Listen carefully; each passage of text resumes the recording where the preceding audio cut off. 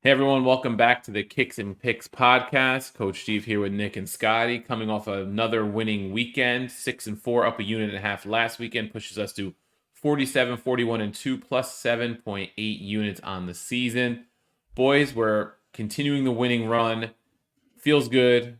So, how you guys doing tonight? Good, man. I'm feeling good. I mean, after we dropped that disaster of a 1-9 weekend that basically derailed everything we had going for us, we've Mm-hmm. bounced back three in a row, right? Two 7-win Yep. weeks, a 6-win week. Very easily could have been seven or better, but it's the way it goes. We're picking up units, we're climbing back, and we're having some fun. I was going to disagree with the we bounced back because I was going to say I don't think I've bounced back, but I did win a match. I did win a pick this weekend. So I guess by my standards, that is a bit of a bounce back. And it was the So, parlay, if I'm not mistaken. well, the parlay is the hottest bet in sports betting right now. So that is at least the one thing I have going for me.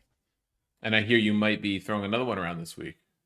Of course, I'm throwing another one around this week. I might also fuck around and go 3-0. I think there's a pretty good chance I go 3-0 this weekend. Oh, that's a I've guaranteed 3 contemplated 0. doing a personal guarantee. I don't know if I want to go that far, but 3-0, almost a certainty this weekend. Guaranteed. Always a good plan. Much better than planning on going 0-3, of course. So we're going to get right into this week's action. It's a big, big weekend in Serie A. There are 6 of the 8 true contenders for European places going head to head. And then, of course, we'll get into the Manchester Derby, which is the big one in the Premier League, really the one match that stands out there. So let's start in Serie A. We're going to revisit a segment we used to do with this group matches, since we're not focusing on one match or two like we normally do. We're going to 4. We're going to do a little bit of buy and sell. So I'm going to paint the picture a little bit here first. We'll start with Roma Inter, which is Sunday midday matchup. It's Roma at Inter, so the numbers are heavily skewed toward the Nerazzurri, who are sitting second at the table right now. Roma is actually, are they first now after Milan lost? I might have to correct myself. I think they might be first. I think they're first. Yeah, that's right. That loss put them back to first. So the loss for Milan means that Inter is top of the table. So excuse me there. Inter top of the table on 22 points. Roma finally starting to find their footing. They've won 4 in a row in all competitions, 3 in a row in Serie A, but none against any of the bigger sides. They're sitting on 14 points in seventh place, and the lines show that Roma's plus 425 on the money line, Inter minus 180. The draw is plus 290. Draw no bet, Roma plus 310. Roma double chances plus 130. Over 2.5 is minus 110, and the under is minus 120. So buy or sell Roma to finish the match with more red cards than goals scored. I'm assuming Nick probably put that one in there. So, Nope. no, He did not. Scotty. Great by So, yourself. Great by yourself. now I will preface this by saying Jose Mourinho is already suspended for this one, and I believe so is his Yeah, number that's true. one of his assistants. So it would probably have to be a random assistant or someone actually on the pitch. So what do you guys buying here? All joking aside, how do you see this match, Nick? I'm going to go push on buy or sell because I think a Roma thug player like a Paredes or somebody of that nature, Cristante, Mancini. I was going to blame Ibanez, but he's not there anymore. Somebody like that could still pick up a red, and then one of the assistants could get furious. You don't know, but I think this is a tall task for Roma. They've obviously looked a lot better. They were able to win up a man for 50 minutes last week, so huge accomplishment for them there over Monza with their 1-0 victory. But I can put my jokes aside for a second. Lukaku has looked very good. They're still battling, I don't know, some sort of an injury crisis. Like Dybala's always hurt. Constant. Pellegrini, I haven't seen in forever. Um, Seems like, third, fourth string guys are in the starting lineup every other week. So that will definitely hinder them. And Inter is in first place. I mean, you guys said it, right? They had a poor showing in the Champions League this week, but they picked up 3 points. I think that's all they'll care about. And being at home, I was surprised to see them as a minus 180 favorite. I think that's a little bit heavy, but I think they get the job done here. Lautaro's been absolutely on fire. That dude's scoring every week. They're getting contributions from the midfield. They're rotating 4 or 5 guys every single match. So guys will play 60 minutes. Subs will get 30 off the bench. They keep the look fresh.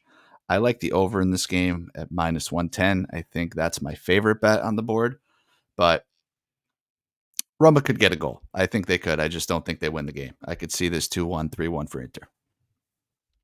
I will buy red cards double chance over Roma goals like here. that. So I don't know if we can get a book to give us that line. I assume it'll probably be pretty close to even money, especially with Mourinho not on the sideline. So, Inter's leading the league in defense with, I think, 5 goals allowed so far this season. So it's going to be a tall task for Roma. They have been scoring of late. I think they've got 20 goals this season, but 7 against Empoli. So it's a little bit skewed. So it's not this like consistent offensive output that we see in some of the other leagues around Europe. So yeah, I mean, I could easily see them getting a goal, but I think it's a red card is also very much on the table for this match.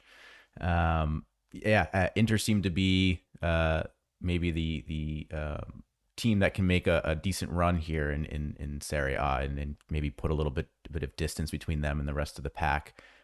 Like Nick said, Lautaro seems to be on fire. Thuram seems to be a really good addition for the offensive output there.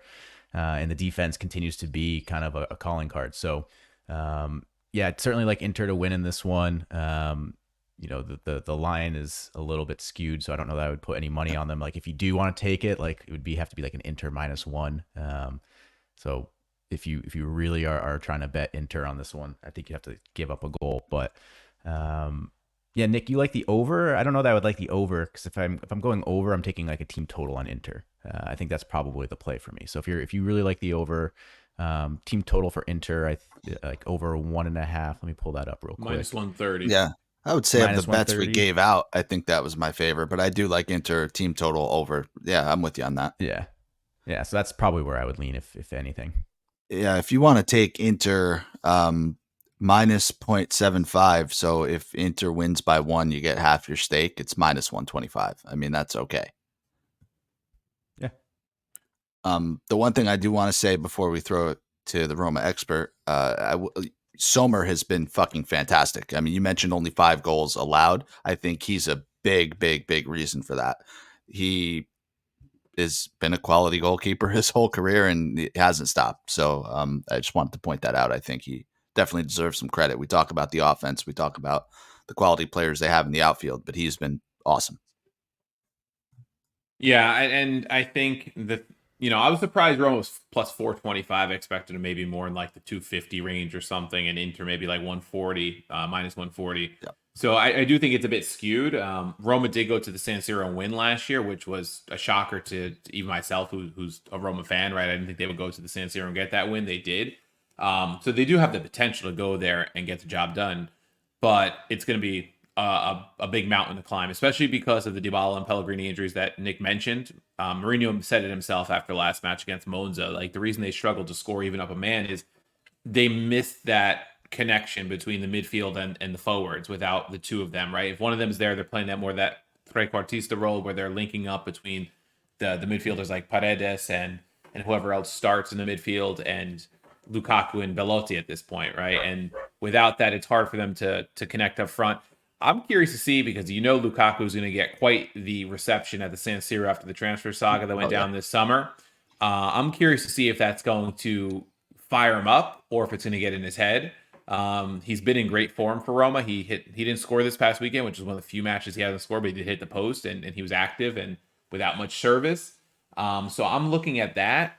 And just if you think Roma can score a goal, he's plus 300 as a anytime goal scorer, which is a huge number for him. So I think if you think Roma can score a goal, that right there might be worth a shot. Absolutely. And I also like Scott's team total at the -130 on Inter. I think it's gonna be hard for Roma to keep Inter out of the net. I think there's gonna be a big advantage for Inter in this one. Smalling is supposed to come back tomorrow in the Europa League off the bench, and if he's fit enough to then start on Sunday, Cristante can at least move back to the midfield most likely, and they can play a proper 3-man back line with one of their more important midfielders actually playing the midfield because he's been filling in the defense, which could help a little bit. But I do think this is Inter's match to lose, and I'll leave it at that. In terms of the red cards, and I'm sorry, I'm not touching that. I know that's you guys poking fun a bit, but I do think it's a tall task for Roma. As a Roma fan, if anything, I'm looking at maybe hoping they could hit the double chance and maybe get a draw. There's value there, but I don't know if I would bet it. I saw today just before we started recording, Mourinho has now also, in addition to his red card, got a fine because he instructed the ball boys to slow down play. I don't know why he would want them to slow down play, but they didn't score till the 90th minute. Well, maybe it was after the 90th. I don't guess know. it was after the about, 90th. About when he got kicked out, but that was, I guess, part of the reason why him and the referees were getting into it. He wasn't even getting into it with the referees, though. They gave him a red card because he was making like a crying gesture at the Monza bench, because apparently last year the Monza bench was saying something, and it was kind of like payback's a bitch this year. I don't know. It seems harsh to give a red card for that. I guess reputation kind of precedes itself. It's childish. I think on his part, it was silly as a Roma fan to watch him go get a red card in that situation, knowing Inter is the next match. But I think he also has a target on his back at this point because of what's happened the past couple seasons. Okay, well, there's one podcast that profits off of it, and it's this one. All right, so let's move on to probably the biggest of the three in Serie A in terms of just like table position and head to head. It's Milan at Napoli. So heading into this one, Milan is now second in the table after dropping points last week to Juventus. They are on 21. Napoli's in fourth on 17. They're the defending Scudetto champions. Numbers on this one at the San Paolo. Milan plus 210, draw plus 230, Napoli plus 115 on the money line. Draw no bet is Milan plus 125 and Napoli minus 165. The over, exactly the same as the previous match, minus 110, and the unders minus 120. So do you buy or sell? Napoli have to win this one to stay in the Scudetto discussion because they've already dropped results at home. I think one was to Lazio for sure. I know they dropped that one at home. Do they have to win this match against Milan to stay in that talk of possibly repeating as champs? Me or you, Scotty? I mean, I can't answer the question, but I'm going to ask a question. Like, do we really consider Napoli still a part of the Scudetto discussion? Because like, I don't know that I would seriously consider them in the chase right now. They're close in points, but it's because there really have only been 8 or 9 matches so far. So like, how much of a distance can you really create in that short of time? But my guess is like once you get to the first half of the season and you've played everybody, at least once, I don't think Napoli will be really in consideration. It's not really. I mean, it's not like they've collapsed by any means. They've lost their manager. They've lost a pretty important defender. It was a tall task to begin with. They were kind of a good story last season, kind of coming out, and I don't want to say out of nowhere, but I don't know that I would consider them as part of the discussion today. You could say maybe flip this around and say if they win and beat Milan, are they maybe part of the discussion? That I think would be a more interesting question. Yeah, I want to buy that they need to win this game. Just like as it's phrased, I want to buy it, but knowing that Inter is playing Roma, the Juve is just kind of there. I mean, it seems like other teams are going to drop points in the coming weeks. So I don't think this 3 points is critical, but it'll feel like it, right? I think if they lose this game, you're going to see doom and gloom. You're going to see Garcia out. You're going to hear all of that. And I don't think it's quite the same for Milan. So I want to buy it, but if Inter didn't have such a tough game, quote unquote, I'd be a lot more comfortable. I think part of it too is that they've already lost to Lazio at home and Fiorentina at home, who are like those like cusp European contenders that are like they want Champions League. It's a nice compliment to Lazio. I don't know if they have enough to get to Champions League. They're maybe battling for Europa League. And like they've lost at home to both those sides and lost handily. Fiorentina beat them 3-1. I think Lazio was a similar score. It was at least 2-1. I don't remember the exact score. And I think Nick's right. There's a lot of doom and gloom. And it's funny how perspective changes, I guess, after you win a title. Like a couple seasons ago, would Napoli be looking to fire their coach sitting in 4th place? No way, right? They were happy getting into Champions League and pushing Juve a little bit a couple times. And now it's like all of a sudden, I guess, fans get a little excited and they're like spoiled in a sense where it's like, oh, now we have to like compete for Champions League every year when they've only, not Champions League, Scudetto every year, but they've only won 2 Scudetto prior to last season, right? So I think they have to kind of tamper the expectations of a repeat, but I do think if they're going to have any chance of even pushing for a repeat. They're going to have to win this match at home because Well, you're going to have to go on the road for a lot of these matches in the second half of the season. and you know what? Like, I listened to the question, I listened to Scott speak. I'm looking at the table, and I'm forgetting everything that's happened. I'm forgetting the entirety of what we've talked about for 9 weeks now. Osimhen's out. I was just going to say Simeone is like, I don't know, sleeping with Garcia's Yeah. wife or something because Yeah. that dude can't get game time. Kvaradona has looked okay. But Osimhen, we know he's going to miss a chunk of the rest of the year, right? Between this injury and AFCON. So that's not good. You got Juve, who's going to beat Verona this weekend. And they're, if Napoli don't get points in this one, now all of a sudden Juve is 6 points ahead of you. That doesn't look good. And we know that Milan and Inter are just, at this point, are just better, deeper teams with better coaches. I mean, those are facts. So I'm going to go back. I'm going to agree with what Scott says. I don't think they're even in the conversation without a win in this game. I will absolutely agree with that. I let the table in front of me get the best of me. And I forgot that we're on a fucking podcast and we're having some fun. And this is they need 3 points. I absolutely agree. Yeah, and I think to kind of pull back the curtain a little bit, we've kind of had this discussion in the group chat where it's like, to me, in a weird way, like Juve are almost like in that weird like pole position right now with that win over Milan. It just kind of feels like they're finding their footing and a little bit better. We are getting dangerously close to placing a future on Juve. Like we're at that almost that point in the season, and I hate even though they're banned because that'll be 3 in a row. Like the OG banned club is about to get a future placed on them by the Kicks and Picks podcast. I agree. And we didn't talk about it last week. Milan were absolutely dominating that game for the first 30 minutes, and then they go and get a red card. So that destroyed everything. Juve took advantage, as they should, and they're right in the thick of things. And if they get healthy, if Vlahovic comes back and resembles anything, they're going to be right in there. And no Europe, so the fatigue won't be as much of an issue. I'll pose another question, you guys. Gun to your head. Do you think it's more likely that Napoli win the Scudetto this year or miss out on Champions League? More likely they miss out on Champions League. All right. Win the title this year or miss out on Europe altogether? Win the title. Yeah. I don't think they're finishing 8th place. I mean, if you're considering Conference League also like part of Europe as well, that's top 7. So I don't think they finish outside of top 7. I mean, and I still think they finish top 4. It seems like they're going to rely a lot on Kvara. If Kvara gets hurt, right, all it takes is one injury to Kvara. Osimhen, even if he was healthy, there's a lot of drama going on with him and like whether or not he's really happy and wants to like deal with it. Yeah. Like I think there's just as much of an opportunity for the wheels to really fall off of Napoli this season and have it be like a dreadful Chelsea, Manchester United type situation where they completely fall down the table than there is for them to actually put together enough of a season and for the other 3, Inter, Milan, and Juve to fall apart than and Napoli sneaking in. Fair.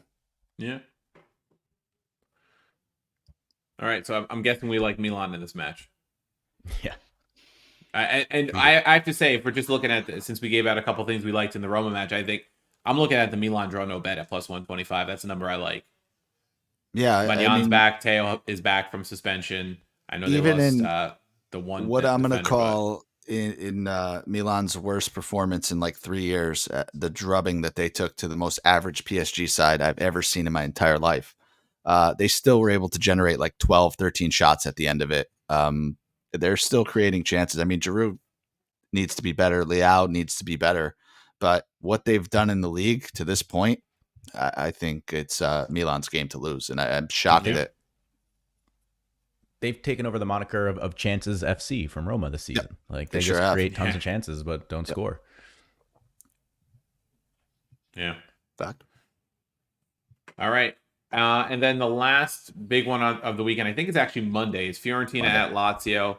Fiorentina plus 200 on the draw line, on the money line. Draw line is plus 230. Lazio plus 125 on the money line at home.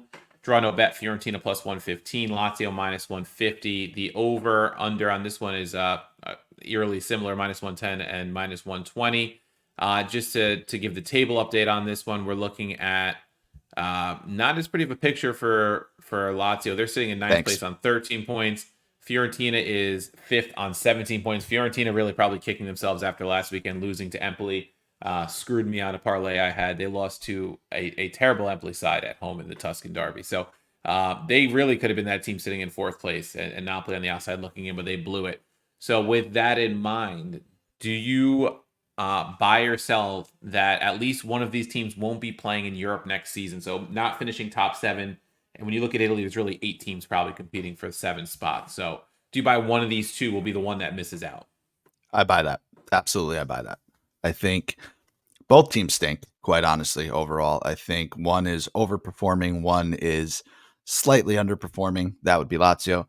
This is a game where Fiorentina probably feel like they have the advantage. They've played better overall, but it's exactly the type of game that Lazio win. Like, I'm not saying they win, but looking at the odds, they don't make sense. Lazio, big favorite, plus 125. If I were blindly betting, I would take Lazio on the money line. They just laid an absolute stinker to Feyenoord in the Champions League today. It was absolutely one-way traffic, drive by for 90 minutes. Could have been 5 or 6 nothing. Lazio did get a penalty kick goal. Fiorentina will play tomorrow, right? So they'll have a little bit shorter rest. I guess that's why the game is on Monday. But Lazio don't look good. So I don't see Lazio climbing ahead of all of these teams at the end of the day. I think their squad is just average.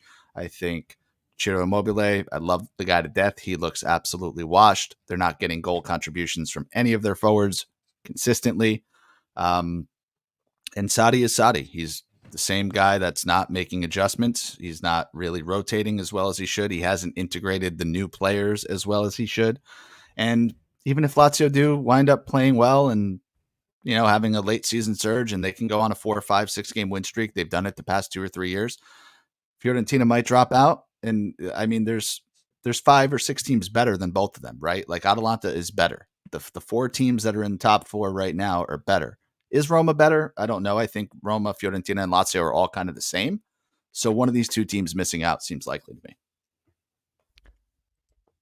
Nick, if you're buying Lazio to win, and I kind of agree with you, who do you think is scoring the goals then without Chiro? Because Fiorentina's defense has been mediocre at best. I think they've got 13 goals conceded so far this season, which is, I think, the most of anybody in the top half of the table.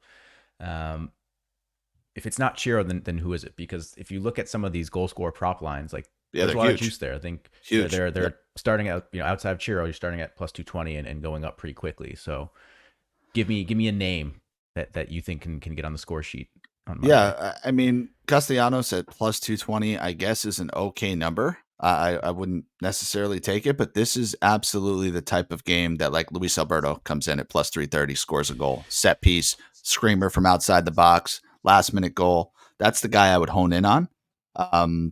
But it could be somebody super random, like, Vecino, or it could be a defender off of a set piece. Guendouzi can get his first goal if he starts just like out of nowhere, right? Just runs onto a ball or gets a rebound or something. It's going to be one of those games, but Luis Alberto at plus 330 would be my pick. Yeah, I was going Luis Alberto. I was going to say a goal or assist. I'd be curious to see what that line looks like because I'd still assume it's probably like around plus 150. Yep. But yeah, that was kind of where I was thinking. I was just curious to see if my Liverpool bias was showing a little bit there. No, I mean, outside of the last maybe 2 games, he's been by far their best player over the course of the season. So they're going to need him. Yeah, in terms of the buy or sell, I buy that one of these teams is probably the one that misses out. I mean, Fiorentina was fortunate last year that Juve got that points penalty, and they're the ones that end up getting into Europe because of it. They end up in the Conference League because of it. So I do buy that one of these teams would miss out. In terms of this match head to head, after last weekend, it's hard to trust Fiorentina. Losing to Empoli at home is very suspect. I mean, I know they got that great result against Napoli that I mentioned earlier, but then you look at the stinker last week. What kind of mindset is Lazio in after the beatdown today? I don't know. I mean, the draw line in this one to me is very tempting at plus 230. I could see this one being a 1-1, 2-2 type match also. But I think if you're gonna go there, maybe you go with like a draw no bet instead on one of these sides if you buy one. But it's hard for me right now to separate the two of them. Lazio's been underperforming, like Nick said. I think Fiorentina's slightly overperforming in some of their bigger matches, but then underperforming against smaller side like Empoli. So as they always do.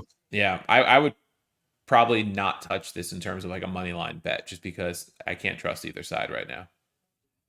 and neither will want to lose. So like a Yeah. draw is an acceptable result for both of Yep. them. Mm-hmm.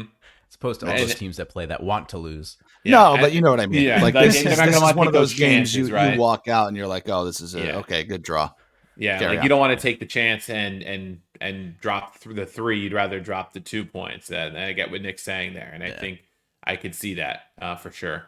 And if that happens as a Roma fan, I'd be more than happy because Roma's probably dropping 3 points this weekend. So by all means, draw. Someone hit it for plus 230, and and we move on to next week. Yeah.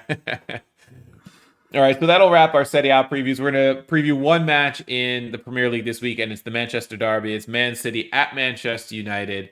City is minus 150 on the money line. The draw line is plus 295, and United at home is plus 390. Draw no bet for United plus 260, and their double chances plus 115. The over in this one is minus 145. The under plus 110. That's on 2.5 goals. Buy or sell that United can get points from this match, or even a point from this match. Scotty, I'll go very quickly. I'm selling that. I don't think United can get points from this match. I don't think United's very good. They are in 8th place. I think that's even generous because West Ham and Chelsea, haven't been good. City is starting to score again over the past couple of games. That is just not good. The only thing that maybe United has going from them early on is that they're at home, but I think City has too much class, and they're going to get it done. Yeah, I'll spoil one of my locks this week, and we can go through in a second. But I think City absolutely win this one. United's definitely looking a little bit better in the table because they've won 3 of their last 4. However, they are in their cupcake stage of their season right now. They've of those 4 games that they won, they're all 1-goal victories, and they're against teams like Burnley, against Brentford, and Sheffield United. The loss came to Crystal Palace. So all of those are teams in the bottom half of the table. It's kind of inflating their point total a little bit. I think they have 3 more matches against soft teams coming up, like Luton Town, Everton, and maybe Brentford. I'm trying to think of who the other one is, but that's all to say that like I don't buy that this is like United resurging and back to the form that they had last season. I think they're just in like a soft part of their schedule, and they're kind of inflating their points total because of it. But City are going to get Rodri back. We saw that they struggled mightily without him. So he's going to be a nice little re-addition to that midfield line. A guy that I am going to talk up all season long because I don't know if he's being talked out that much outside of our podcast is Doku. I think he is a very, very scary addition to City's attack, unfortunately. A front 3 of him, Holland, and insert, top level right winger that they'll probably get in the next, 1 or 2 transfer windows is going to be a very, very difficult thing to deal with for, Premier League and Champions League defenses for years to come because they're all going to be pretty young. So I just like that, City's going to probably come out of this one firing. I think they're probably getting a little bit of recency bias in these lines with those 2 losses in their last 3 matches, but minus 150, it's pretty chalky, but there's still meat on the bone there. And so my first lock of the week is going to be Manchester City minus 150. And let's also not forget that United needed like a miracle 98th minute penalty kick save from Onana to not lose the game, or excuse me, they would not have won the game were it not for that. Yeah. So, and let's not forget that their win over Brentford came with 2 goals in the 90 plus minute stoppage time. Yeah. It's, they aren't, again, playing at this like high level all of a sudden or right. reverting back to the format we saw last season. They're still very middle of the road. And I think they'll probably sit mid table for most of the season unless something significant happens. Yeah, I buy City winning this one. I know it's not the greatest number, minus 150, but I don't see United getting a result in this one. Couple interesting trends, though, if you're looking at from a betting angle. Not much better number, but minus 145, both teams to score. 4 of their last 5, both teams scoring for City because they've given up they're without a clean sheet in 6 straight matches, so maybe United finds one. And head to head, United's without a clean sheet in 5 straight. City's without a clean sheet in 4 straight. More than 2.5 in both teams scoring has hit in 4 out of 5 between these two. So those are just some interesting trends to look at. And I'm sorry, Yeah. the other thing I wanted to mention that before we move on, I don't want to forget it. United has a -2 goal differential on the year. They've given up 13 goals in 9 matches. They haven't played, like Scotty said, they haven't played the best of No, teams. Like, that's not good. no, it's not good at all. So what do you think City's going to do? All right, so we'll move on to our hat trick of picks. Scott, you already gave your first one, so we know that's City money line -150. You want to give your full rationale for that one? Yeah, I mean, like I said, I don't buy that. This United team is in form. I think City are going to have a big boost with Rodri. I think they look completely different with him in the lineup than without. And like Nick said, I think City are probably going to score 2, maybe 3 goals in this one, and United just aren't going to have the firepower to keep up. So I think City run a pretty easy match here, and at the end of the game, we'll see that Manchester is blue. Okay. I'm gonna go to Spain with my first one. Ooh. There wasn't a lot I loved this week. I didn't really like a lot of the lines in Italy, so I am going around Europe with my picks this week. But one that jumped out at me is a match on Friday, and it's Girona money line against Celta Vigo -130. Girona has really been the surprise package of the first quarter of the La Liga season. The Catalan side sits second in the table, just 1 point behind Real Madrid, and leads the league with 24 goals scored. Oh, Meanwhile, Celta is currently in the relegation zone. And depending what happens in El Clasico on Sunday, Girona could top the table by the end of the weekend. I like them to get it done at home, and if Real Madrid doesn't get the win in that one, we might see Girona in first place after 11 matches. Not the Catalan side you'd expect to be in first place that deep into the season. So I was shocked it was -130, so I have to ride it. yeah. I'm gonna that all of those stats were shocking to me. Good for them. Hope it cashes, and I'm gonna And there's ride. like only like 2 guys I recognize on the roster. It's like Christian Stuani, the Uruguayan, who's Yeah, probably that's like what's going on. 37 now, Yeah. right? And they're like one other name I can't remember off the top of my head, but I think Gazaniga is the goalie. I think I've heard his name before around La Liga, Okay. but not many household names there. All right, so I'm going to ride the exact same logic, except we're going to put a stamp on this game, and I know Scotty's on it as well. This is the trap line of the season to date. Tottenham money line -120 at Crystal Palace. Does it make any sense? Absolutely not. But we will take the league leaders who have yet to lose a game at -120 against Crystal Palace. Crystal Palace, who is no, they're in 11th. They're not that terrible. They're 3-3-3, but it just seems too good to be true. So I will cautiously take it, but we have to take it.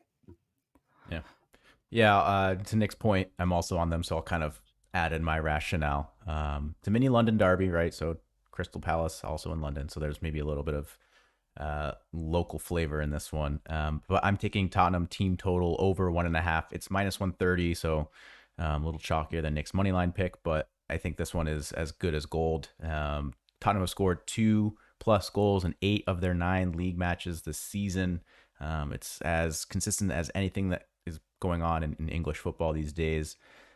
Crystal Palace's defense has been applauded. That's why they're sitting 11th, Nick, is, they've had a string of really good defensive run. But in 3 of their last 6 league matches, they've conceded 2+ goals. So I think that's kind of starting to come apart. I think managers are kind of seeing how they're setting up and stacking the box and finding ways to break them down. So I think eventually Tottenham will get on the score sheet, and that usually brings Crystal Palace out, and that's really where they get exposed. So I like Tottenham to get a couple in this one. Madison has been playing really well. Son has been on fire. Yep. Richarlison really stinks. Yeah, well, I can't take the team total without mentioning that Richarlison stinks. So you're not going to get anything from him. But Kulusevski, throw him in there as well. The 3 of those guys should be enough to get 2. All right, I'm going back to a team that I've been riding recently. It's Stuttgart, but this time I'm not going with them on the money line or draw no bet. I'm going Stuttgart against Hoffenheim over 3, which is -140. I really want to continue riding Stuttgart since they've been a cash cow in I think the last 3 weeks for us with my picks. But Girassi is out, and I'm a bit wary to take them on the money line because of that. However, I do expect goals in this one. Both teams have hit over 2.5 in 9 out of their last 10 matches, respectively. And I see the same in this one. I can see going over 3.5, but I'm going to take the 3, just have the protection in the event of a 2-1 type match. I do see goals, and Hoffenheim is not far behind. They're 6th in the table. Stuttgart, though, they're similar to Girona, just that like surprise package, lighting up the league, scoring a lot of goals.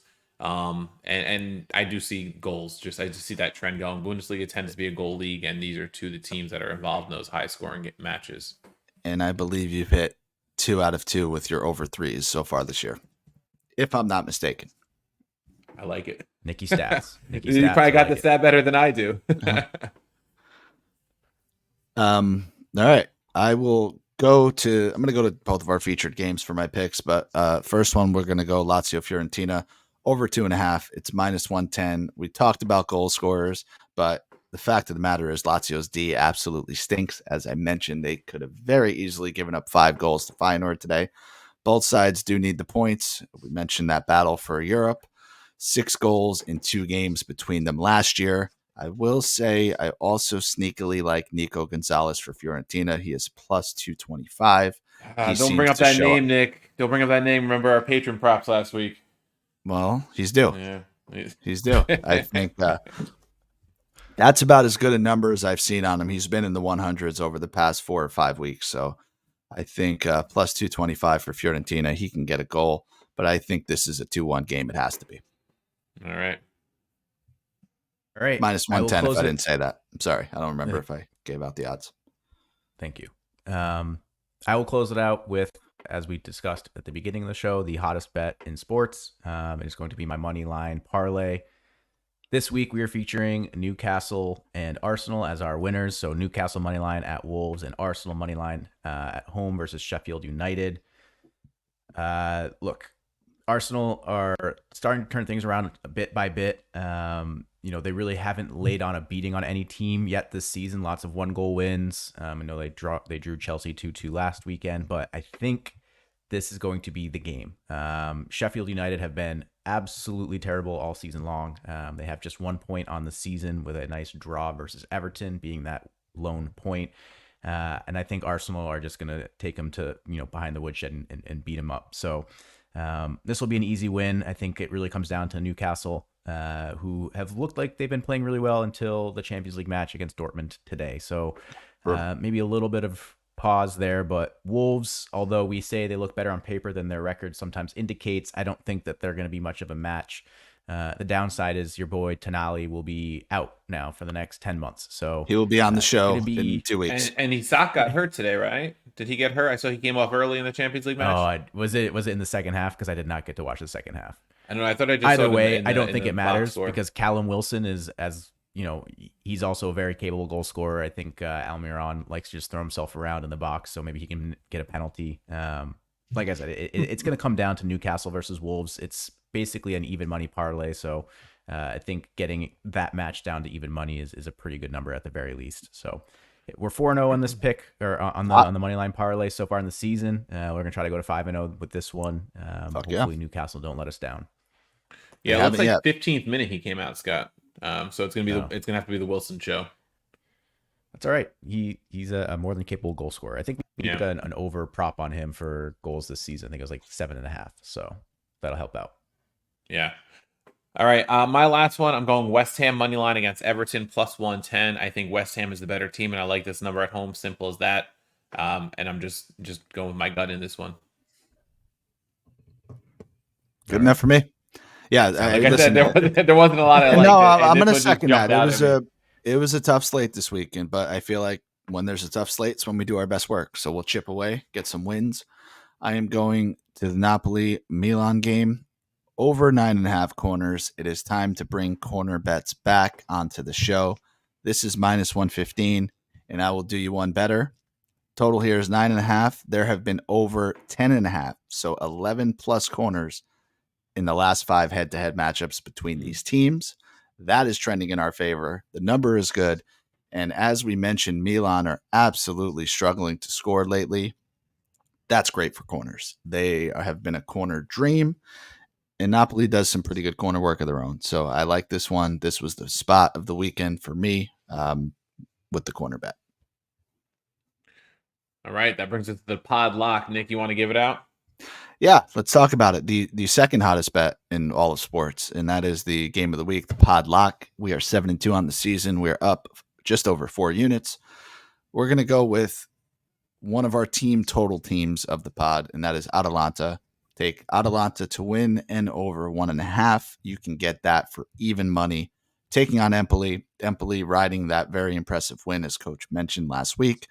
Very unlikely that they do it again. They've had trouble scoring all year. I think they had no goals through 6 games or 7 games. Yeah, it was a while. So this is a good recipe for Atalanta to get on form, to stay in that top 4 conversation. Scamacca's been okay. Lookman hasn't really gotten it going, but I think this is a good spot for him.